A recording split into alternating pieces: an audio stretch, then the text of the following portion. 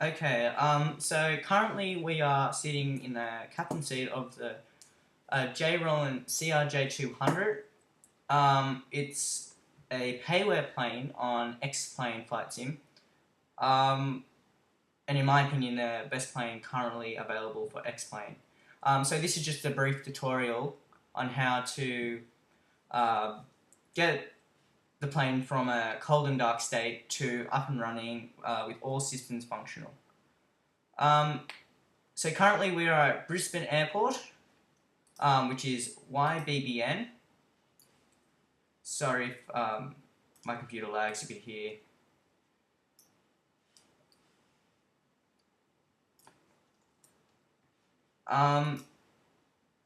So we'll be flying to Sydney International Airport. So firstly, absolutely first thing we want to do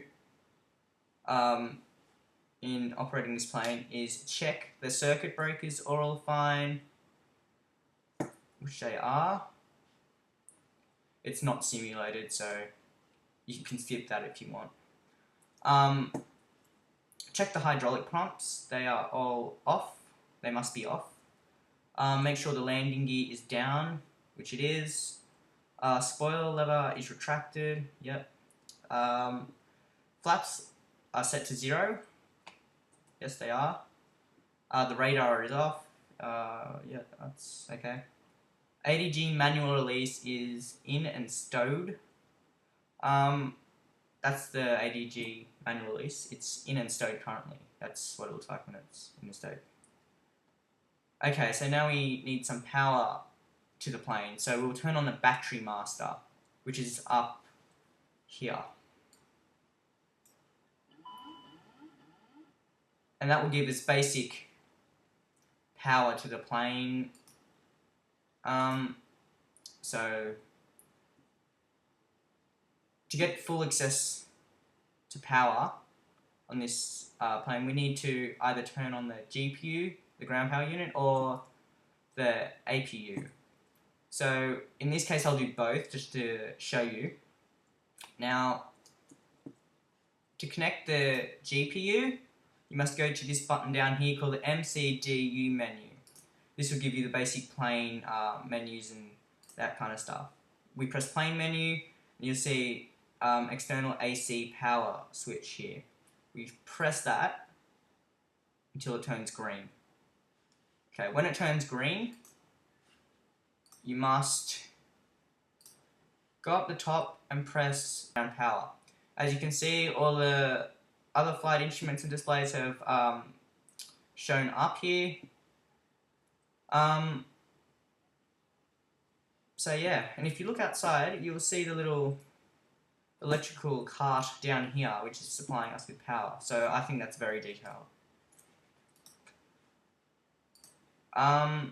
So as you can see, we need to align our IRS switches. That is the next step we must do. So we both put these to nav. Now you must put these to nav, otherwise they will not function properly.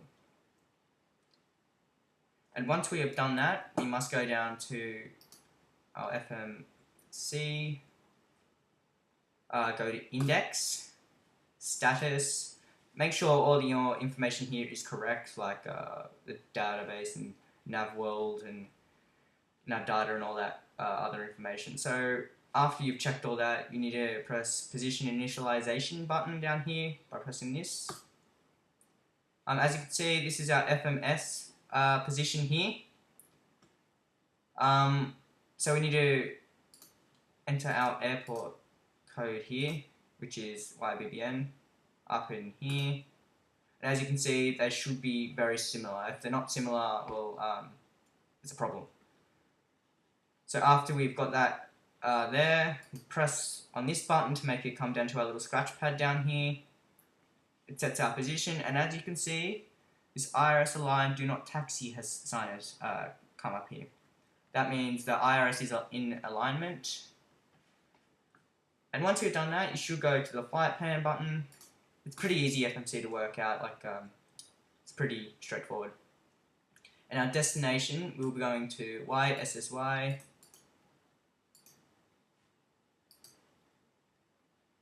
which is 406 nautical miles from here. And our flight number will fly Qantas 721. Although Qantas do not have a CRJ 200, I guess we can kind of make it up. So next we do that, we need to press the next page, and this is where we enter our flight plan. Now our flight plan today, we'll be going pretty straightforward down to Sydney. So our first waypoint we need to reach is YZZY. So WIZZA. Put that 2 in the 2 column here. So it's going direct to YZZY. That's what we want. And then we must follow the route H62. Now, H62 is kind of an airway which features many waypoints in it. So it kind of saves you time to write H62 in this column here where it says via. So it will go here. It saves a lot of time when you're writing. So we'll put H62 there. And then we must put in our waypoint that we wish to exit H62. So in this case, it will be MSO. And this discontinuity sign should disappear. And our next airway we must go to is W180. So we write in W180 as so. And click it in the via column. And the exit point of W180 is CAA. So we'll write CAA right there. And this is our basic flight plan down to Sydney without SIDS or stars. So we shall add SIDS or stars later on. So if you go to the legs page, you'll see all your waypoints here, which is all correct, and you can check it on your flight display here by going to format range, which is this scroll here. Pull the outer ring right to the right, and you press the up and down arrows to navigate your flight path. So currently YBBN, and we're going direct to YZZY. Through the H65 route here to MSO, and this will go to the W180 route, which is all this, to CAA.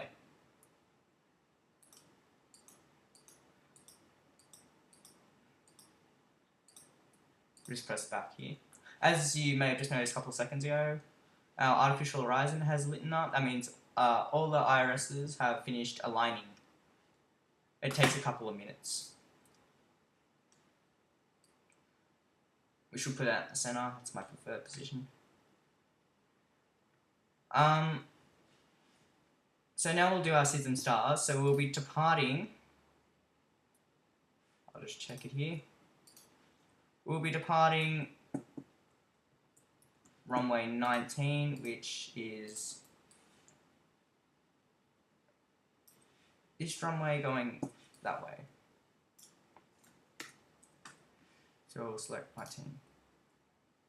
And we will select the YZZY for departure, considering we are going direct to YZZY. So there you'll see it's added all the SID routes to fly. I shouldn't say routes, I should say points, waypoints. So now that we've done that, we want to test our audio warning panel, which is not simulated. It's down here. Fire detection monitor test, that is not simulated. It's all these buttons here. They do not move or anything, so don't bother with that. Test the lights. Now this is simulated. I like to call it the Christmas tree. You press this button down here, which is lamp test. And all the lights in the plane should light up. As so. Just check they all are functioning. Turn up the lighting panel.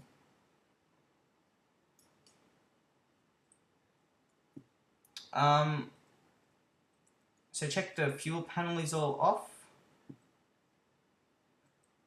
The bleed air panel is fine and all off, which it is. Air conditioning's off, which it is. Ice detection test, that is not simulated, so do not bother.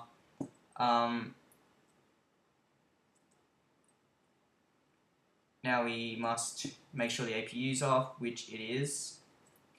We can check down there, APU door closed. If I zoom in, you may see. It says APU door closed down there. Pressurization checked normal. Now I'll show you how to pressurize this. This is my way of pressurizing.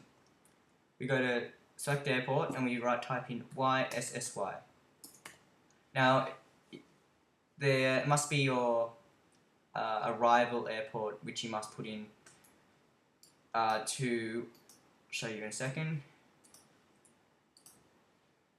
to your landing elevation. So it was 21 feet at Sydney, so we will put in 21. It should round it off fairly well. Like it won't get you the exact number, so you'll round it down to 20, which is close enough.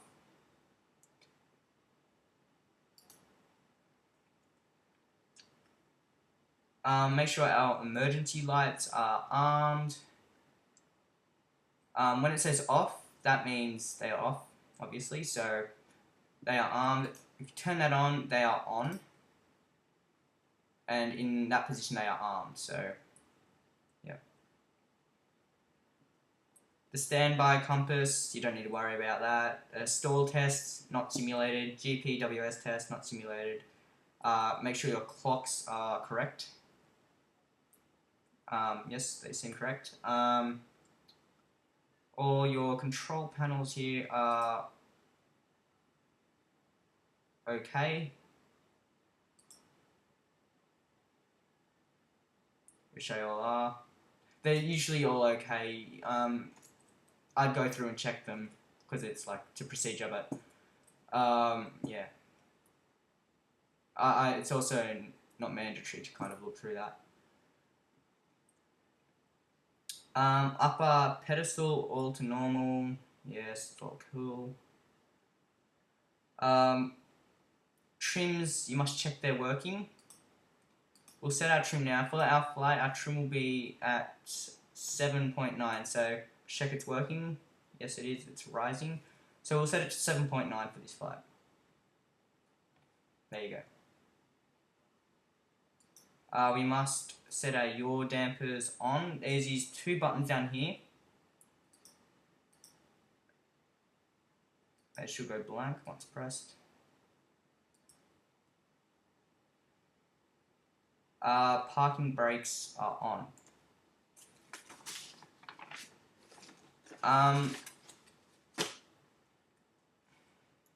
Our altimeter is currently 30.22. So we will set that here.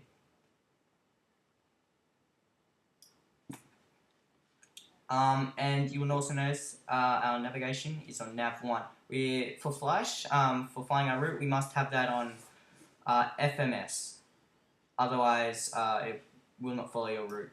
Use nav 1 for your localizer and glide slope when you're landing, usually. So, at this current time, we'll also set our takeoff speeds. So for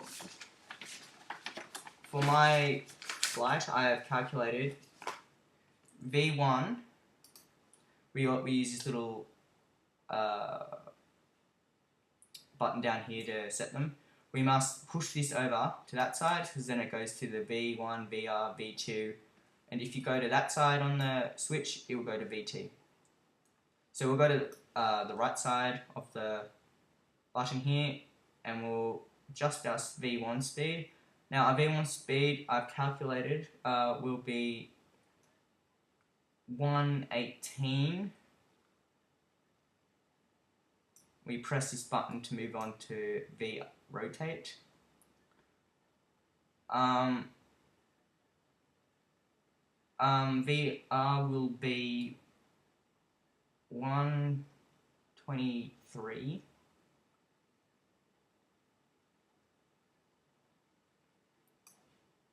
You press this button to move on to V2, and our V2 will be 134.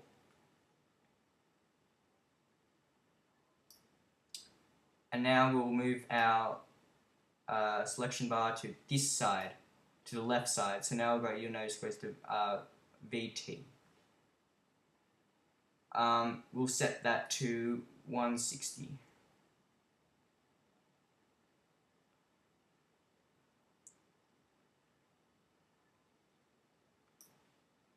And you might want to press that button to make this little knob go in so it cannot be changed or anything like that.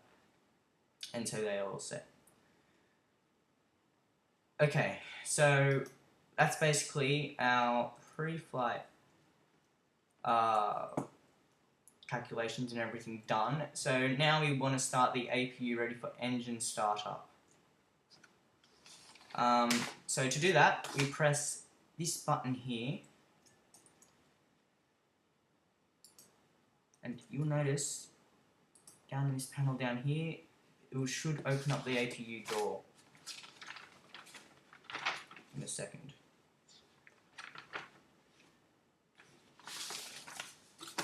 Which it has right now, and we go back up to the upper panel and we press the start stop APU button. As you can see, it's just starting up, and at a point it will say green light down here, available, and at that point you can turn this little knob down. So we'll just wait a second. In the meantime, while you're waiting for the APU, you'd want to switch on your passenger and smoking signs.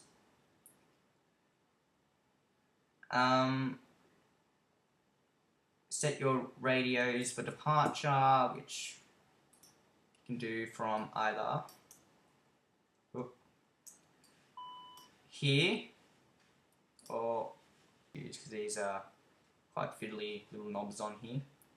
So as you heard, as you can see now, if I look up here, our available light for our APU has come up. So we now move this down, APU generator. So now the APU is powering our plane. So because the APU is powering the plane, our GPU is not necessary anymore. So we want to turn that off. As we did before, we'll go to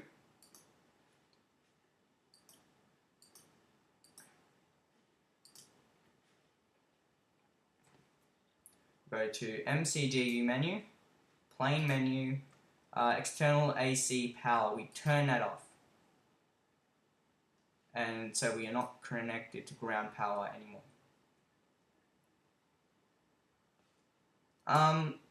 Now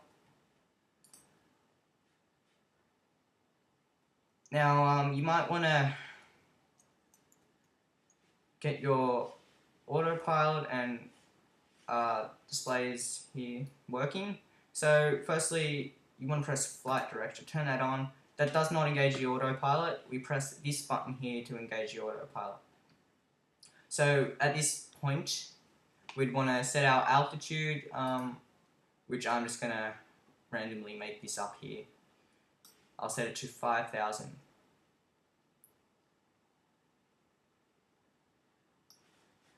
And our runway heading, I'm not sure on the runway heading, but let's just say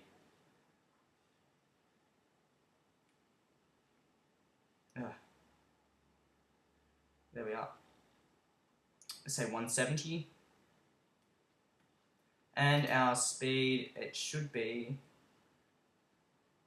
around it must be under 250 knots because you are flying under 10,000 feet. So we're going to set it to 240.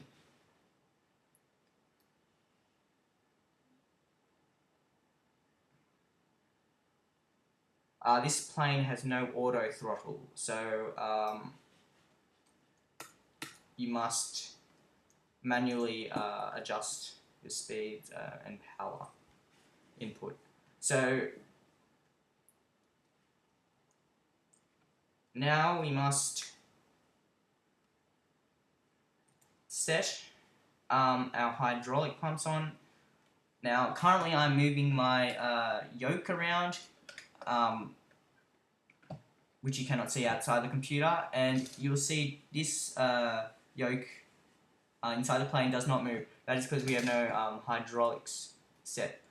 I'll turn on 3A, which will allow basic movement of these flight yokes here. You should turn that on earlier, but now is fine. And now we can turn on our other pumps, hydraulic pumps, to auto. It must be on auto. Now that that is done, it's time for everyone's favourite part, the engine startup. So to do this, I like to get this panel up here, display up here, and you must turn on your bleed air from the APU to the engines. And if you'll notice, you press the ECS panel here, press that, it will go, you'll see these green lines connecting from the APU to the engines. That's the bleed air. Because we do not have the air conditionings on, you will not see them go to the cockpit or cabin. Later we will see that.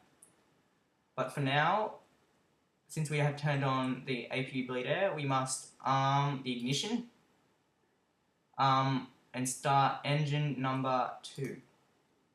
Press start, and as soon as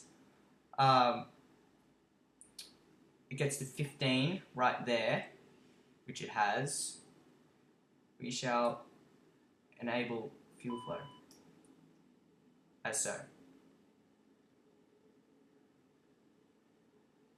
As soon as this goes off, we can start engine 1. And wait until it gets to 15, turn on our fuel.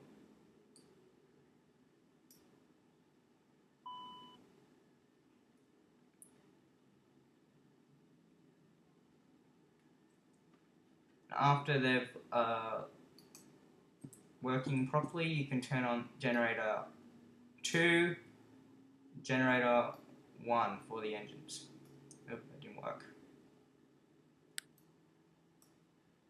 And turn off your APU generator and your APU, as they are not necessary at the moment.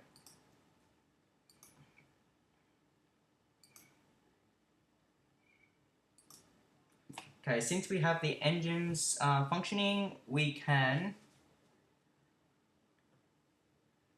turn on our air conditioning packs, left and right. As you'll see, green lines now follow our cockpit and into our cockpit and cabin.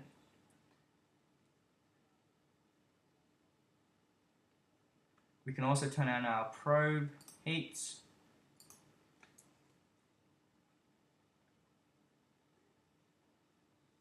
And check our rudders are all functioning by moving our controls or checking out in the outside view, as so.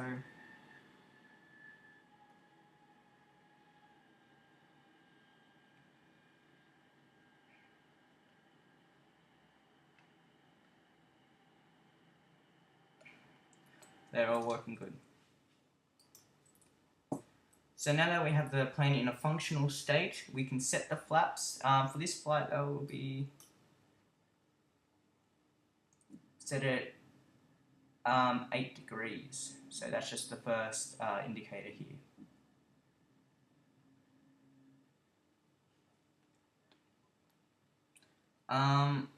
We can also, at this point, set our performance thrust limit.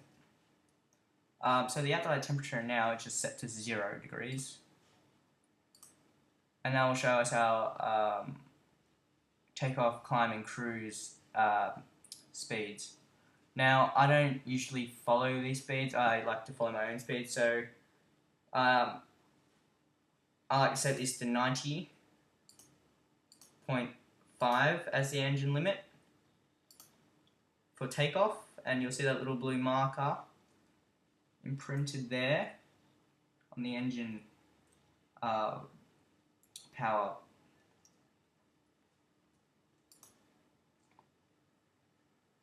And we'll just set some random squawk code in to say 2000.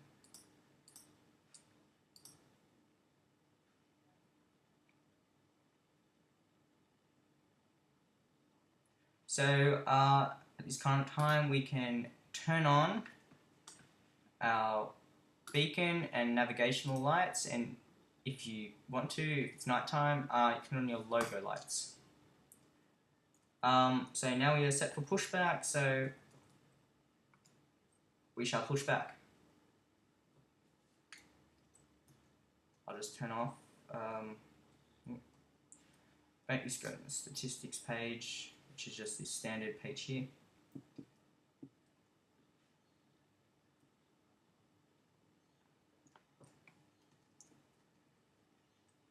And there's a lot of little gadgets on this plane, like sun visors, and you can open up the emergency door up here, and there's the cabin in there. It's all very good. So now we'll just turn slightly.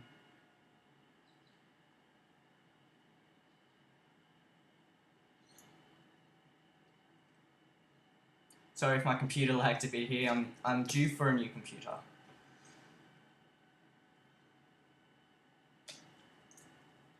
So now that we are pushed back, we can set our strobe lights and taxi lights. And as you approach the runway, you can turn on your landing lights and turn off your taxi lights. And you must also set your transponder here.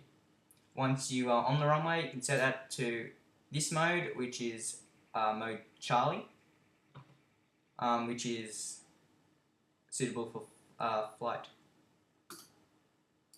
But I must advise you, when you're flying this aircraft or any aircraft, you must use charts. For this flight, I am not using charts, so I will have to end the video here. And I deeply hope this has benefited you in how to and flying the CRJ 200, I should say. It's a really, really good plane. So please subscribe and check out my upcoming videos. Thank you.